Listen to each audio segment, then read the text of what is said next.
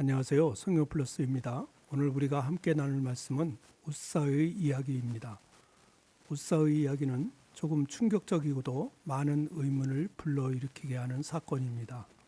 특히 웃사의 죽음은 많은 사람들에게 하나님은 정말 너무하신 것 아닌가 하는 질문을 던지게 합니다. 오늘은 이 충격적인 사건을 통해서 하나님의 성품과 그분이 우리에게 원하시는 것이 무엇인지 함께 살펴보도록 하겠습니다. 다윗 왕은 언약궤를 예루살렘으로 모셔오기 위해 온 백성이 함께하는 큰 축제를 벌였습니다.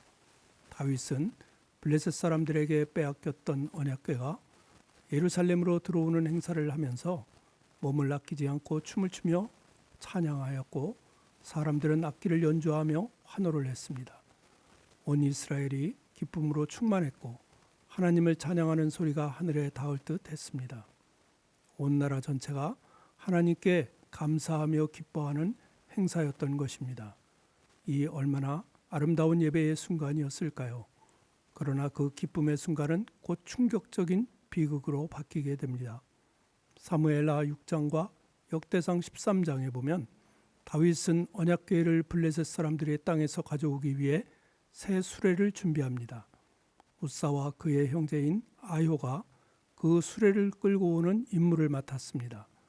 이들은 하나님의 언약궤를 정성껏 모시려고 최선을 다하였습니다. 그런데 언약궤가 낙원의 타작마당에 이르렀을 때 문제가 생깁니다. 소들이 갑자기 날뛰기를 시작한 것입니다. 그리고 언약궤를 실은 수레가 크게 흔들렸습니다. 언약궤가 당장이라도 땅에 떨어질 것 같은 상황이 된 것입니다. 그 상황 하에서 우리와 같으면 어떻게 하였을까요? 아마도 본능적으로 손을 내밀어 언약궤가 땅에 떨어지지 않도록 그 궤를 붙잡았을 것입니다. 웃사도 그렇게 하였습니다. 웃사는 언약궤가 땅에 떨어져 더럽혀지지 않도록 지키고 싶어서 망설임 없이 손을 뻗어 언약궤를 붙잡았습니다. 그는 아마도 자기 행동이 옳다고 확신했을 것입니다. 하지만 바로 그 순간 성경은 하나님이 진노하셨다고 기록하고 있습니다. 웃사는 그 자리에서 쓰러져 죽고 만 것입니다. 이 일로 말미암아 축제의 분위기는 단숨에 뒤바뀌게 됩니다. 방금 전까지만 해도 찬양과 춤으로 가득했던 현장이었습니다. 그러나 이제는 공포와 두려움으로 가득한 행사가 된 것입니다. 다윗조차도 하나님이 두려워졌다고 기록이 되어 있습니다. 웃사의 죽음은 단순한 사고가 아니었습니다. 성경은 분명히 여호와께서 웃사를 치셨다라고 말합니다. 다시 말하면 웃사의 죽음은 하나님의 의도적인 심판이었던 것입니다. 그렇다면 웃사는 왜 죽었을까요? 첫 번째 문제는 언약궤 운반 방식에 있었습니다. 하나님은 이미 모세 시대부터 분명히 말씀하셨습니다. 민수기 4장 15절에 보면 진영을 떠날 때에 아론과 그의 아들들이 성소와 성소의 모든 기구 덮는 일을 마치거든 고핫 자손들이 와서 맬 것이라고 말씀하고 있습니다. 언약궤는 레위 지파 고핫 자손들이 어깨에 메고 운반해야 하는 성물이었습니다. 그런데 다윗은 블레셋 사람들이 했던 방식을 그대로 따라한 것입니다. 레위 지파 고핫 자손들이 운반을 하지 아니하고 블레셋 사람들이 하듯이 언약궤를 수레에 싣고 가는 방법을 선택한 것입니다. 이러한 방법은 인간적으로는 편리해 보이는 방법이었지만 하나님의 방법을 무시한 불순종의 행위가 되었던 것입니다. 두 번째 문제는 성물을 만진 죄입니다. 민수기 4장 15절에서 하나님은 성물을 만지지 말라, 만지면 죽으리라고 분명히 말씀하셨습니다. 웃사가 아무리 좋은 의도를 가졌다고 해도 그는 하나님의 말씀을 어긴 것입니다. 그는 성물인 언약궤를 만지는 순간 하나님의 거룩성을 침범한 것입니다. 그리고 그는 하나님의 말씀대로 심판을 받게 됩니다. 웃사의 잘못은 단순히 손을 댔다는 행위만이 아닙니다. 그것은 하나님의 거룩한 영역을 인간이 자기 방식대로 침범한 행위가 된 것입니다. 결국 웃사의 죽음은 다윗과 이스라엘 공동체 전체가 하나님의 말씀을 바로 세우지 못한 결과였던 것입니다. 또한 이방 민족의 방식을 무분별하게 따랐던 이스라엘 백성들의 영적 무지에서 비롯된 사건이었던 것입니다. 그래도 우리들은 다시 한번 질문을 하게 됩니다. 아무리 그렇다고 하여도 하나님은 정말 너무하신 것은 아닐까? 그러나 성경은 하나님을 단순히 사랑의 하나님으로만 소개하지 않습니다. 하나님은 사랑의 하나님이시기도 하지만 동시에 공의의 하나님이십니다. 하나님의 공의와 사랑은 절대로 분리될 수 없는 하나님의 거룩한 성품입니다. 우리는 흔히 하나님의 사랑만 보고 싶어 하지만 하나님의 공의를 놓치면 하나님의 거룩함을 이해할 수가 없습니다. 웃사의 죽음은 하나님의 거룩성을 보여주는 극단적인 사건이었습니다. 웃사의 사건은 인간의 눈에는 작은 실수처럼 보일 수도 있습니다. 그러나 하나님 앞에서 그 사건은 결코 가볍게 넘어갈 수 없는 문제였습니다. 이 사건은 거룩하신 하나님 앞에서 죄된 인간은 감히 설 수 없다는 사실을 다시 한번 일깨워주고 있는 말씀입니다.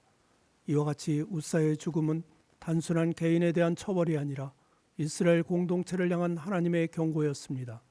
이스라엘 백성은 점점 더 하나님의 방식을 잊어버리고 이방 민족의 방식을 따라가고 있었기 때문입니다.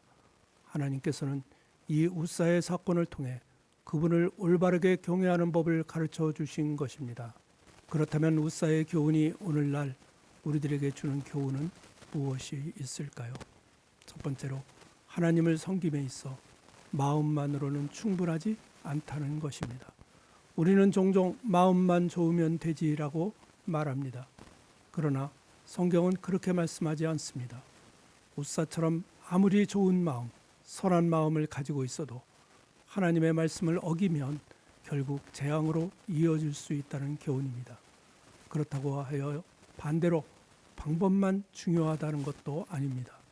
하나님은 우리의 중심을 보시는 분이시기 때문입니다. 그러므로 우리의 참된 신앙은 우리의 믿음과 순종이 조화를 이룰 때 완성이 된다는 교훈입니다. 그러므로 우리들도 신앙생활을 하면서 마음은 있지만 순종하지 않는 영역이 없는지 돌아보아야 합니다.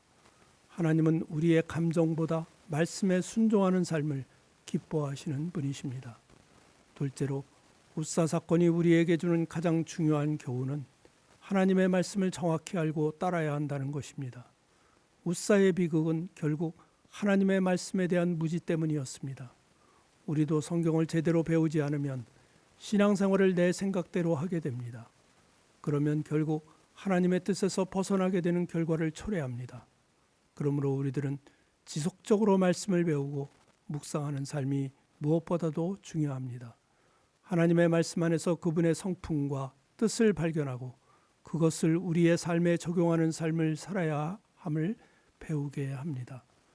다윗은 웃사의 죽음 이후에 깊은 성찰의 시간을 가졌습니다. 그는 처음에는 언약궤를 옮기는 것을 두려워하였지만 그는 포기하지 않았습니다. 그리고 다윗은 하나님의 말씀을 다시 살피기 시작합니다. 그리고 자신이 하나님의 말씀을 따르지 않았음을 깨닫게 됩니다. 그는 3개월 후에 하나님의 말씀대로 언약궤를 옮겼습니다.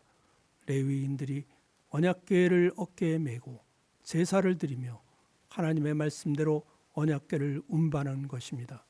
그 결과 하나님의 언약궤는 무사히 예루살렘에 도착을 할 수가 있었습니다.